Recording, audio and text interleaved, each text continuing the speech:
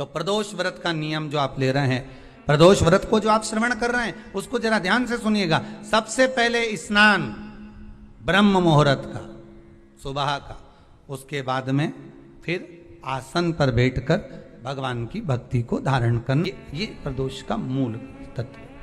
प्रदोष व्रत करने वाले को भोजन नहीं करना चाहिए, ध्यान दीजिएगा। फलाहार करो, उसमें भी नमक का सेवन मत करो। प्रदोष व्रत में नमक का सेवन वर्जित होता है। कारण क्या कारण होता है? उसका एक कारण माना गया है नमक की वर्जितता। जिस समय पर एक नगर में एक ब्राह्मणी रहती थी, बहुत भाव से सुनिएगा, प्रदोष व्रत नमक को त्यागने का भाव। एक ब्राह्मणी रहती थी एक नगर में, उसका पति नहीं था, छोटा सा बालक एक साथ में रहता, छोटा सा बालक। अब ब्राह्मण के घर की धर्म पत्नी है,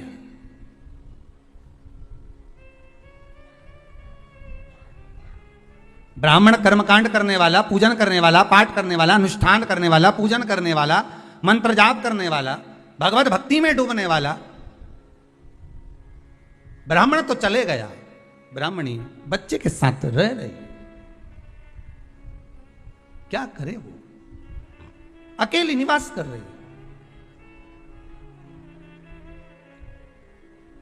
अकेली रह रही है। और ब्राह्मणी बच्चे के साथ भ्रमण करती रहती, घूमती, कहीं कहीं दर दर जाकर कुछ भिक्षा को मांग कर लेकर आ जाती। और भिक्षा लाने के बाद में उस भिक्षा को जब लेकर आती तो अपने बच्चे को भी खिलाती और स्वयं भी उसका पान करती। एक दिन ब्राह्मणी भ्रमण करते करते प्रदोष काल के समय पर शिव मंदिर में प्रवेश करी। प्रदोष काल के समय पर,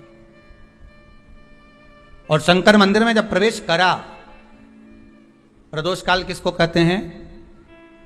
सूर्य अस्त हो रहा हो, रात्रि प्रवेश कर रही हो, दोनों का जब मिलन हो रहा हो वो प्रदोष काल कहलाता है। दोनों का जब मिलन हो रहा, सूर्यास्त हो रहा हो, रात्रि अपना चरण बढ़ाने के लिए आगे बढ़ रही हो और दोनों का जब मिलन हो रहा है, वो प्रदोष काल है, वो प्रदोष का समय है।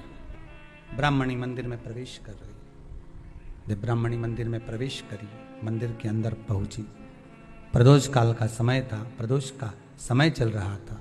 और प्रदोष काल के उस समय में, प्रदोष काल के उस समय में जब ब्राह्मणी ने देखा कि कोई भगवान की भक्ति में लगा हुआ है, भगवान के रस तत्व में डूबा हुआ है, आज ब्राह्मणी के पास में कुछ पदार्थ नहीं है, अपने बच्चे का पेट भरने के लिए कोई सामग्री नहीं है, और कुछ आस लेके वो प्रवेश करिए, कुछ आस लेकर वो अंदर प्रवेश कर जाती है। कोई ऋषि की पत्नी, कोई ब्राह्मण जन की अर्धांगिनी उस प्रदोष के समय पर शंकर का अभिषेक पूजन कर रही थी, भगवान शिव की आराधना कर रही थी, भगवान की भक्ति में डूबी हुई थी, कुछ पाने के लिए चली गई, ये कुछ पाने के, और इसके मन में आया कि मैं कुछ, मुझे भोजन का कोई पदार्थ मिल जावे, मुझे कुछ भोजन मिल जावे, और जब मुझे भोजन मिल जाएगा तब मैं जो पाऊंगी अपने बच्चे को भी पाऊंगी। पर जिस मंदिर में वो प्रवेश करी थी, जहां पर नारी पूजन कर रही थी शंकर की प्रदोष काल में, वहां पर पड़ी हुई कुछ वस्तु को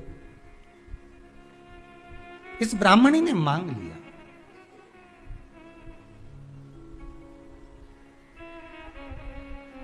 मेरे बालक को बहुत भूख लगी है, मेरा बच्चा बड़ा भूखा है, इसके भोजन के लिए थोड़ी सी सामग्री दे दीजिए, इसके भोजन के लिए थोड़ा सा कुछ रस तत्व दे दीजिए। उसने उठाया थोड़ा सा पदार्थ, कुछ जो उसके पास में था वो दिया। जब दिया तो देने के बाद जब उसे प्राप्त हुआ और होने के बाद में जब वो मिल गया उसको, तो उसने उस समय पर उस पदार्थ को जैसे ही मुख में लिया, लेते ही कहा इसमें तो स्वाद नहीं है।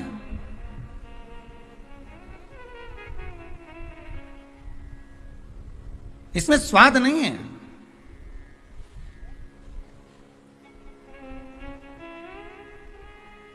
उस ब्राह्मणी ने बड़ा सुंदर एक संवाद कहा।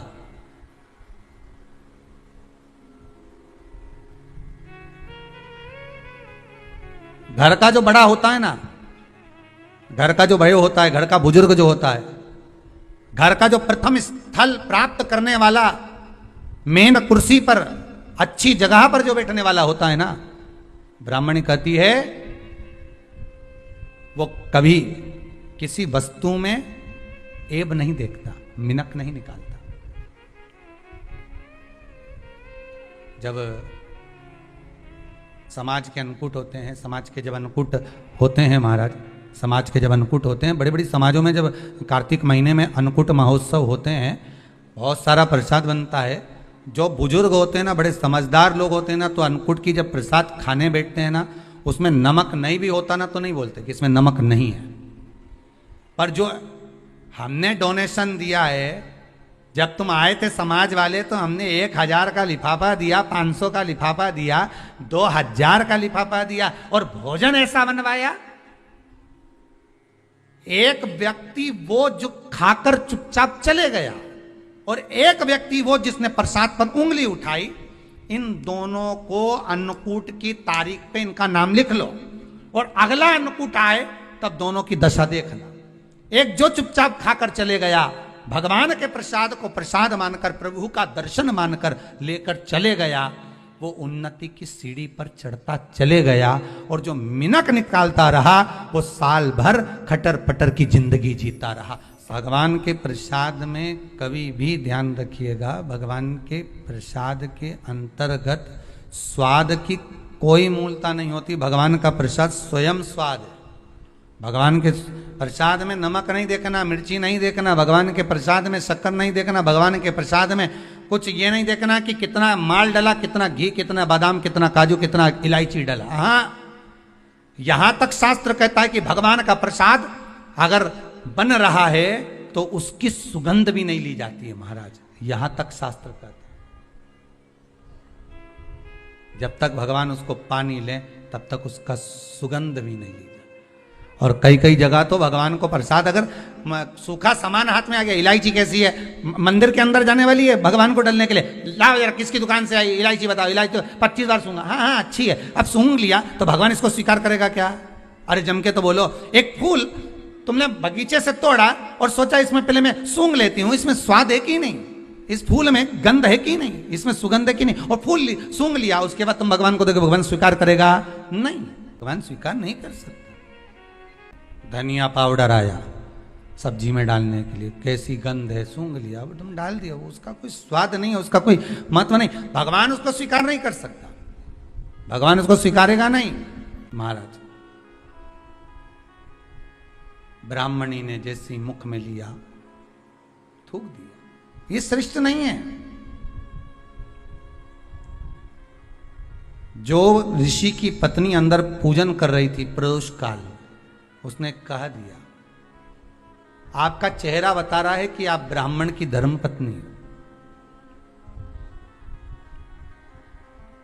पर आज आप दर दर जाकर अगर भिक्षा मांग रही हो, दर दर जाकर अगर भीख मांग रही हो, दर दर जाकर भिक्षा को मांग रही हो, तो इसमें आपके पति का दोष नहीं है, दोष आपका है, क्योंकि आप भगवान के प्रसाद में भी जो स्वाद देखी थी ना, ये आपका एक जन्म का नहीं है, ये ना जाने कितने जन्म का है। ब्राह्मणी के मस्तिष्क में बैठ गया, वो कहा ना, वो बक्कल में नहीं अक्कल में बैठ गया कि ये स्वाद नहीं देखना।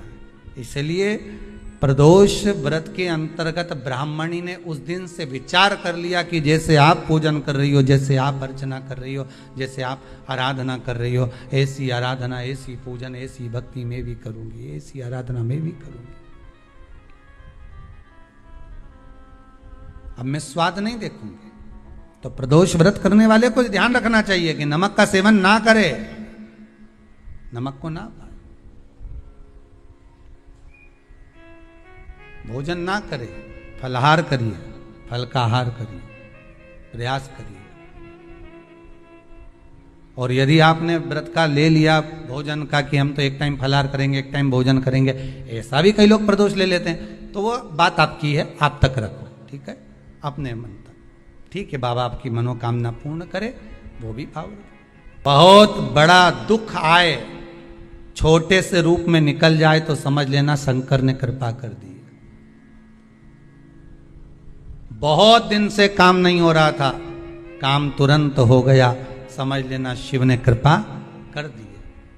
प्रदोष काल में जाकर भगवान शंकर की आराधना कर, शिव मंदिर में जाकर अर्चना कर, प्रदोष काल में जाकर शंकर को नमन कर। अगर प्रदोष का व्रत नहीं भी करता तो प्रदोष काल में जाकर शंकर के मंदिर में एक घृत का घी का दिया लगा दे। आपको पहले भी कहा है, तुम्हारी भगवान से अगर बेर है, भगवान के मंदिर नहीं भी जाना चाहते तो भगवान की चौखट पे दिया लगा दो, पर लगाओ। शाम के समय पर प्रदोष काल में बेलपत्री के पेड़ के नीचे, चाहे शंकर के मंदिर के दरवाजे पर या शिव मंदिर में, अगर आप प्रदोष के दिन दिया लगाते हो, सोमवार के दिन दिया लगाते हो, तो ऐसा कोई व्यक्ति नहीं जिसको मेरे देव अधिदेव महादेव मेरा विश्वनाथ भंडार नहीं भरता हो, खाली नहीं छोड़ेगा, दे देगा, भंडार भर देगा। कमी तो नहीं रख सकता, ये पक्का। पर तुम करना ही नहीं चाह, 2-4 सोमवार करो और उसके बाद कह दो महाराज जी हमने तो करा था, हमको तो मिला ही नहीं। 2-1 प्रदोष करा तुमने, अरे 1 साल करो, सारे दर बदर भी तो अपन ठोकर खा कर आए, इतना साल निकाला अपन ने, और 6 महीना 3 महीना 4 महीना भगवान से निवेदन तो करो, दिल से कहो तो सही, नी भंडार भरे तो बात दूसरी, एक बार बोलो तो। पर जगत के लोगों के सामने जाकर मत कहना, कहना तो देव अधिदेव महादेव से कह। प्रदोष व्रत करने वाले को प्रदोष के दिन प्रयास करना चाहिए कि रात्रि के समय पर आधा घंटा, 10 मिनट, 20 मिनट जागरण करे। जागरण मतलब थोड़ा भगवान का भजन कर ले। भले 4-5 माताएं इकट्ठी नहीं हो तो अपन अकेले ही कर लो, अपन अकेले कम है क्या भाई, अपन कम पड़े, आराधना अकेले भी करो, जागरण करो। जब आपकी 11 प्रदोष हो जाए, 26 प्रदोष हो जाए, तब उद्यापन करो। उद्यापन 2 ब्राह्मणों को जोड़े से बुलाओ, ब्राह्मणों को जोड़े से बुलाकर उनके चरणों की पूजन कर कर, आराधना कर कर, सुंदर मंडप तैयार कर कर भगवान का, उसमें सुंदर रंगोली डालकर, मंडल बनवाकर पूजन करो शंकर भगवान की प्रदोष का। एक दिन पहले गणेश की आराधना करो, पूजन करो, और प्रदोष वाले दिन जो मंडल बनाए हैं पूजन अर्चना करने के लिए, जो स्थान दिया है उसकी आराधना करो।